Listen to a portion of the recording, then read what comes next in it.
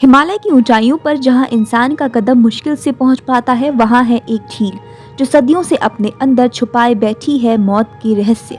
उसका नाम है रूपकुंड झील। कहते हैं जब ये झील पिघलती है तो बर्फ के नीचे से झांकती हैं सैकड़ों खोपड़ियां, हजारों साल पुराने कंकाल जो अब भी चुपचाप कोई कहानी कहना चाहते हैं।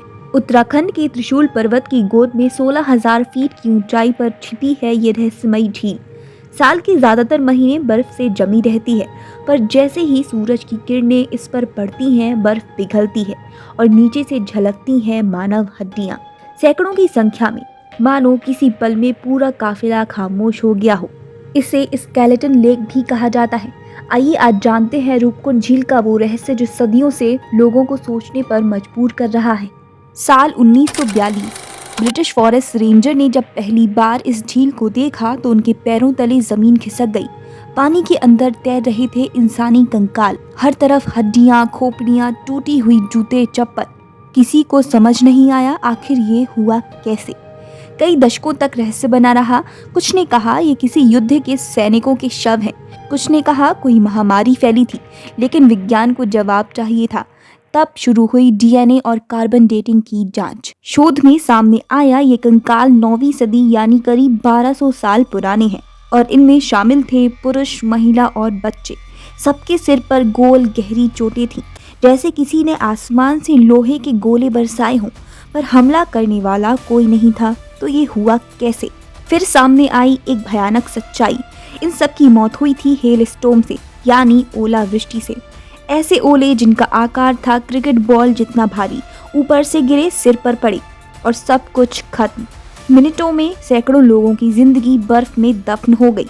जरा सोचिए, ऊपर से बर्फ के गोले नहीं बल्कि पत्थर जैसे भारी बर्फ के टुकड़े गिर रहे थे। ऐसे ओले जिनका वजन लगभग एक क्रिकेट बॉल के बराबर था और ये पहाड़ी यात्रा कर रहे लोगों पर टूट पड़े। उनके सिर फट गए, शरीर घायल हो गए और सब वहीं ठंड में जम गए। यही कारण है कि उनके कंकाल इतने वर्षों बाद भी बर्फ में सुरक्षित मिले। क्या इसके पीछे कोई और रहस्य है? पर पहाड़ी लोग एक और कहानी कहते हैं। ये कोई सामान्य यात्री नहीं थे, ये थे राजा जसधवल और उनकी रानी बलम्पा, जो देवी नंदा देवी की यात्रा पर निकले थे। लेकिन यात्रा में उन्होंने देवी का अपमान कर दिया और देवी क्रोधित हो उठी। आकाश से बरसे पत्थर और पूरा दल यहीं समाप्त हो गया।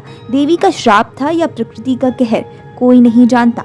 आज भी जब गर्मियों में झील की बर्फ पिघलती है तो पानी के नीचे से झांकती हैं सैकड़ों खोपड़ियां, कुछ भारतीय और कुछ विदेशी, क्योंकि शोध में पाया गया है कि कुछ कंकाल मेडिटेरियन ओरिजिन के भी हैं। मतलब ये झील कई अलग अलग कालों की मौतों की गवाह है। कभी कभी लगता है शायद झील अब भी अपने अंदर वो दर्द, वो चीखें संभाले हुए है जो सदियों पहले उन पहाड़ों में गूंज उठी थी। कहते हैं जब रात के सन्नाटे में हवा चलती है तो कोई कोई अब भी सुन सकता है वो धीमी फुसफुसाहट जो कह रही हो कि हम भी यही हैं। रूपकुंड झील का ये रहस्य आज भी अनसुलझा है। विज्ञान ने अपने जवाब दिए और आस्था ने अपनी कहानियां कहीं, पर सच्चाई शायद अब भी बर्फ के नीचे दबी है। आपका क्या मानना है? क्या ये देवी का श्राप था या प्रकृति का निर्मम खेल? कमेंट में अपनी राय जरूर बताइएगा। और अगर आपको ये रहस्यमय यात्रा पसंद आई हो तो वीडियो को लाइक, शेयर और सब्सक्राइब करना मत भूलिएगा। तो मिलते हैं अगले नए वीडियो में नई मिस्ट्री के साथ।